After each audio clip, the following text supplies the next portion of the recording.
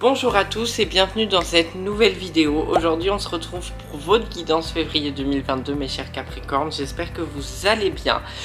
Avant de commencer cette vidéo, je voulais vraiment vous préciser que c'est une guidance générale, donc prenez vraiment que les messages qui vibrent en vous, et si vous avez besoin d'une guidance privée, n'hésitez pas à m'envoyer un mail, lesguidancesderomain@gmail.com.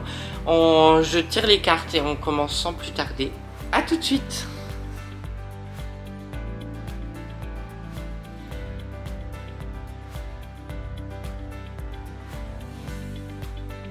J'ai fini de tirer les cartes et on va commencer avec les cartes de tarot pour définir un peu les énergies du mois de février pour vous mes chers Capricornes. Alors la première carte c'est le 3 de Pentacle. Avec cette carte on vous dit vraiment de construire pas à pas votre vision de la vie, votre vision de ce que vous avez envie pour ce monde de maintenant, mais aussi pour votre foyer. C'est-à-dire vraiment réfléchir, se poser des bonnes questions, être dans la réflexion, être dans la pause, être dans le recul aussi, mais dans un recul nécessaire. C'est comme si on était dans l'action et l'inaction en même temps. Parce que c'est un peu l'énergie du mois de février 2022. C'est vraiment construire pas à pas, ensemble, dans le partage, dans le collectif, être dans cette union, dans cet amour envers vous-même, envers les autres. Il y a vraiment cette question-là, c'est de créer quelque chose avec d'autres personnes, limite de co-créer des choses. C'est vraiment de se rendre compte que seul on est puissant, mais à plusieurs on est encore plus, on peut aller encore plus loin. Et là c'est dans tous les domaines de votre vie, par exemple dans le travail. Si vous avez une idée que vous la partagez aux autres, vous pouvez en créer des centaines d'autres et choisir du coup la meilleure pour votre entreprise ou pour l'entreprise avec pour qui vous travaillez. Donc c'est vraiment très intéressant cette carte là. C'est aussi faire un compte rendu de tout ce monde matériel qui est autour de nous, tout ce que vous avez chez vous et qui vous correspond plus forcément, et de faire un nettoyage en profondeur de tout ça, du tout le passé. Après, vous avez la 5 de bâton. La 5 de bâton, c'est une compétition saine. On vous dit en fait d'être en compétition avec les autres, franchement, c'est nul et ça n'apporte rien. Mais quand c'est une compétition où on écrase les gens, quand on est dans la compétition saine, pardon, genre on va s'entraider pour aller vers le haut. Comme je vous ai dit tout à l'heure, on a une idée, on la partage aux autres.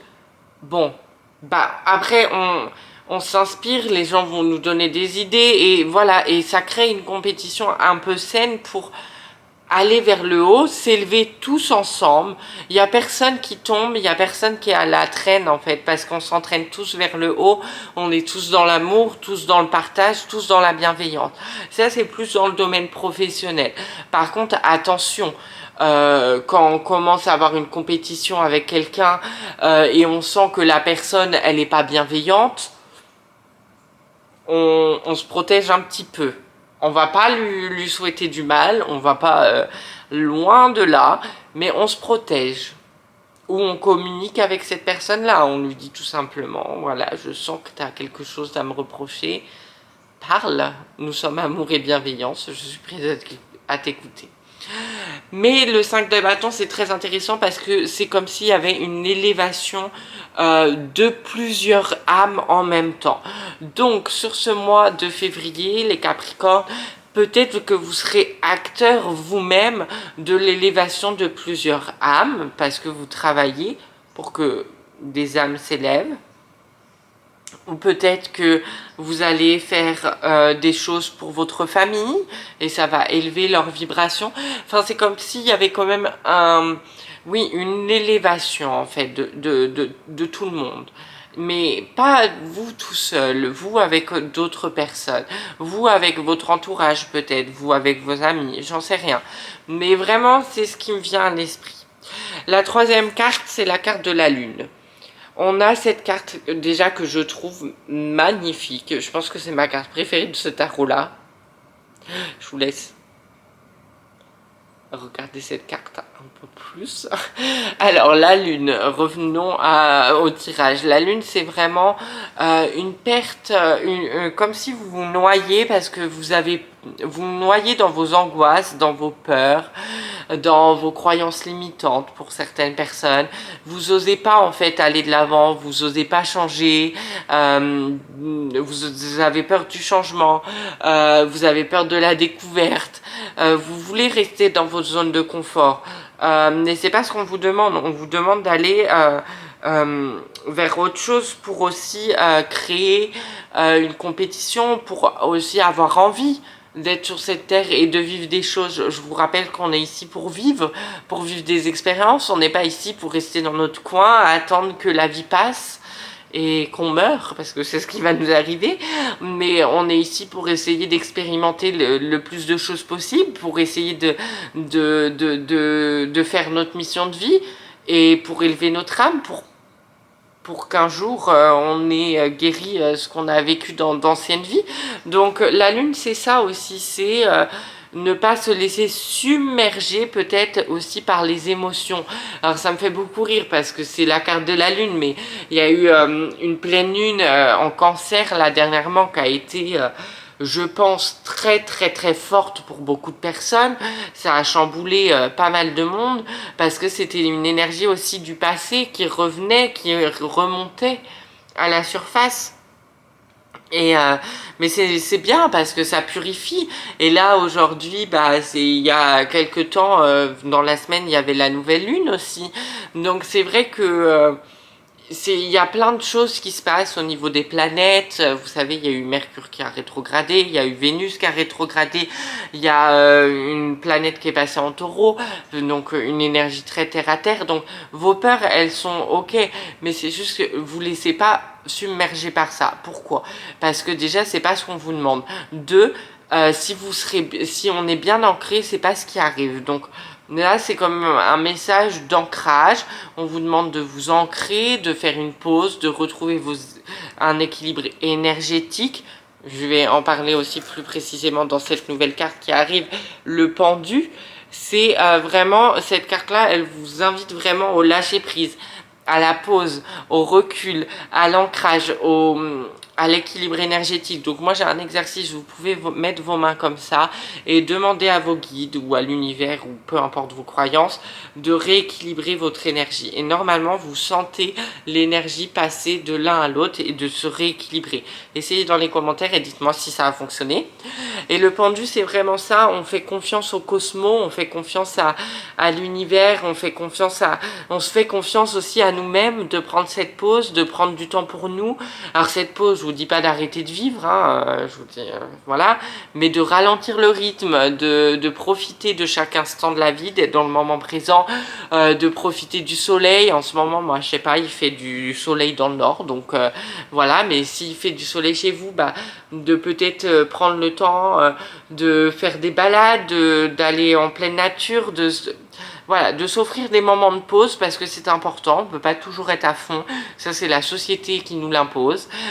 Beaucoup de personnes sont à fond à fond dans leur vie, alors d'autres sont hyper actives et voilà c'est normal, mais d'autres ont besoin de calme et de repos et on vous impose une petite pause parce que vous avez trop tiré sur la corde à un moment donné.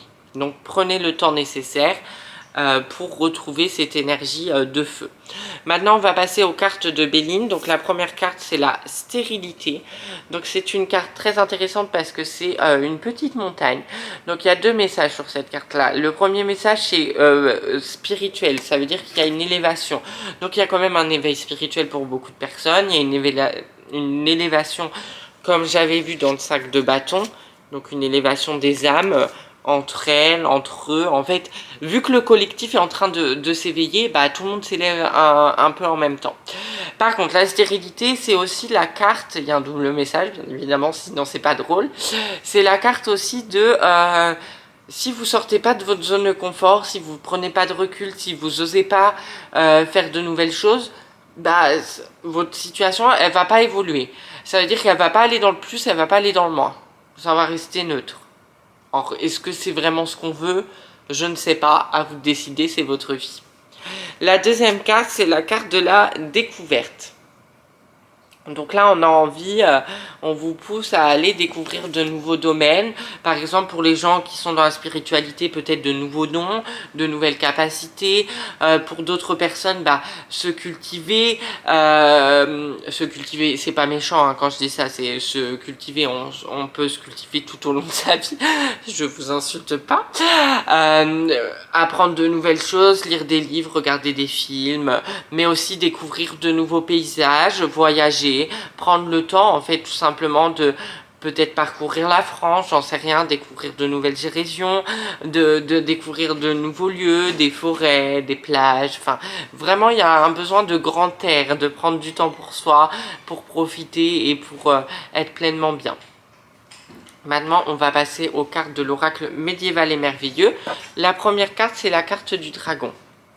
Le dragon, c'est vraiment, vous voyez, il y a un petit coffre ici. C'est vraiment, vous avez des compétences, des connaissances, une créativité enfouie et que vous n'osez pas la sortir, vous n'osez pas prendre votre place des fois. Et ça revient avec le 5 de bâton. Un peu cette compétition pour aussi imposer ses idées et prendre le temps. Parce que en fait, le dragon, une fois qu'il veut vraiment cette chose-là, faut pas péter un plomb et brûler tout sur son passage. C'est être petit à petit, prendre conscience qu'on peut, qu'on a des choses à changer chez nous, qu'on a du travail à faire, mais tout va bien se passer. Après, vous avez la carte des messages. Donc écoutez les messages de la vie, écoutez votre intuition, votre instinct.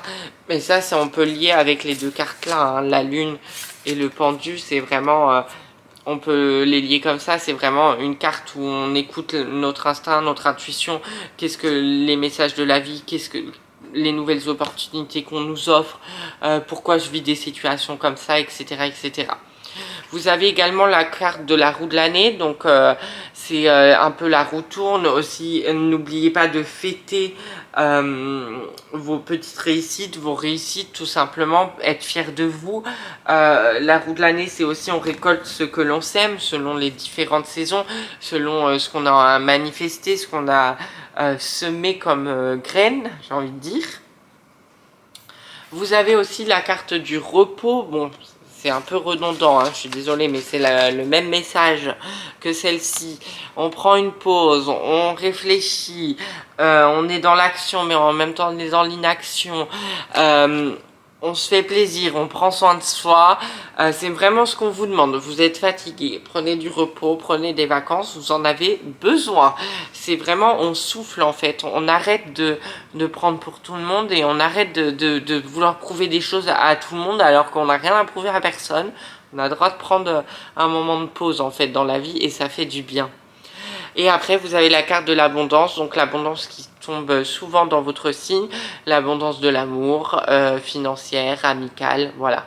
Vraiment très important. Mais là, l'amour est au centre du tirage aussi. Vous avez besoin d'être guidé par l'amour parce que vous êtes dans le partage aussi avec les autres, avec le 5 de bâton et le 3 de pentacle. Donc vraiment une forte énergie. Maintenant, on va passer aux dernières cartes du tirage. Donc, il y a 4 cartes. Il y a la carte de l'infirmière. À trop soigner les autres, vous oubliez de penser votre propre peine, vos propres blessures.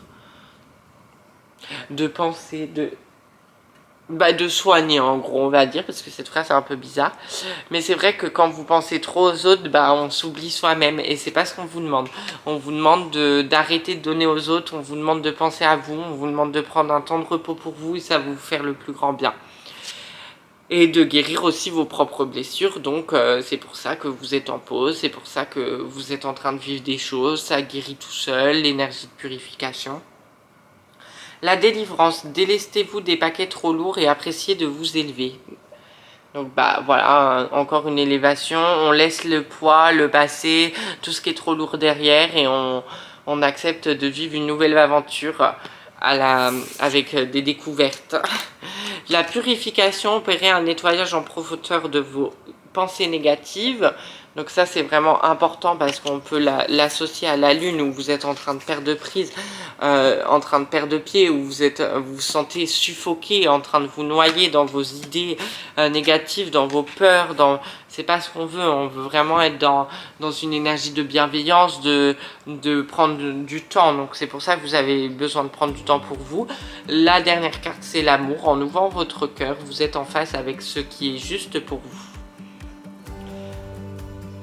Donc ça c'est important, c'est prendre les décisions avec le cœur, c'est aussi être en accord avec ce que vous voulez faire dans votre vie, ce que vous voulez pas faire, etc.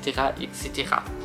Voilà pour votre guidance mes chers Capricornes, j'espère que cette vidéo vous a plu. Si c'est le cas, n'hésitez pas à liker, à commenter et à partager ma vidéo, à vous abonner à ma chaîne YouTube aussi si ce n'est pas encore fait, à activer la petite cloche de notification pour ne louper aucune de mes vidéos, à venir me rejoindre sur mon compte Instagram. Je propose du contenu un peu différent de YouTube, je suis présent quotidiennement, je fais des lives aussi, donc n'hésitez pas à venir me rejoindre, des lives avec d'autres personnes, il n'y a pas que moi. Et si vous voulez une guidance en privé, n'hésitez pas, lesguidancesderomain@gmail.com ou par message privé sur Instagram. Je vous fais de gros bisous, je vous dis à très vite pour une prochaine vidéo. D'ici là, prenez soin de vous. Salut!